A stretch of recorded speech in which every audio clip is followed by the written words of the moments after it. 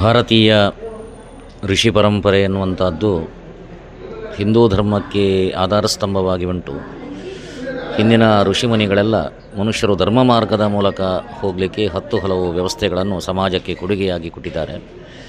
ಅದರಲ್ಲಿ ದೇವರ ಆರಾಧನೆ, ದೈವಾರಾಧನೆ, ಮಠದಲ್ಲಿ ದೇವರ ಆರಾಧನೆ ಈ ರೀತಿಯ ಕೆಲವು ಪ್ರಭೇದಗಳಲ್ಲಿ ಇರುವುದರಿಂದ ಉಡುಪಿ ಜಿಲ್ಲೆಯ ನಮ್ಮ ಬೈಂದೂರು ತಾಲೂಕು ಒತ್ತಿನೆಣೆ ಈ ಕಿರುಮಂತ್ರಾಲಯ ಅಂತ ಹೇಳಿ ಹೆಸರು ಪಡೆದಂತಹ ಶ್ರೀ ಗುರುರಾಘವೇಂದ್ರ ಸಾರ್ವಭೌಮರ ಈ ಒಂದು ಕ್ಷೇತ್ರದಲ್ಲಿ ದಿನಾಂಕ 25ರಿಂದ 30ರವರೆಗೆ ಈ ಕ್ಷೇತ್ರದಲ್ಲಿ ವೃಂದಾವನ ಪ್ರತಿಷ್ಠಾಪನಾ ಪೂರ್ವಕ ಶತಕಲಶಾಭಿಷೇಕ, ಮಹಾ ಅನ್ನಸಂತರ್ಪಣೆ ಇನ್ನಿತರ ಧಾರ್ಮಿಕ ಕಾರ್ಯಕ್ರಮಗಳು ನಡೀತಲಿದೆ.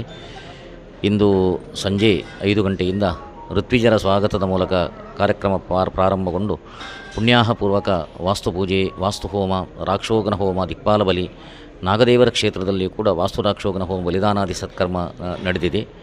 ನಾಳೆ ಬೆಳಿಗ್ಗೆ 9 ಗಂಟೆಯಿಂದ ಸಂಜೀವಿನಿ ಮಹಾಮೃತ್ಯುಂಜಯ ಯಾಗ, ಅದೇ ರೀತಿ ಮನ್ಯುಸೂಕ್ತ ಯಾಗ ಇನ್ನಿತರ ಧಾರ್ಮಿಕ ಕಾರ್ಯಕ್ರಮಗಳು ನಾಳೆಯ ಸಂಜೆಯ ಹೊತ್ತಿನಲ್ಲಿಯೂ ಕೂಡ ಈ ಒಂದು ವೃಂದಾವನ ಪ್ರತಿಷ್ಠಾಪನಾ ಪೂರ್ವವಾಗಿ ನಡೆಯುವಂತಹ ಎಲ್ಲ ಧಾರ್ಮಿಕ ಕಾರ್ಯಕ್ರಮವನ್ನು ನಾವು ಆಯೋಜಿಸಿಕೊಂಡು ಬಂದಿದ್ದೇವೆ.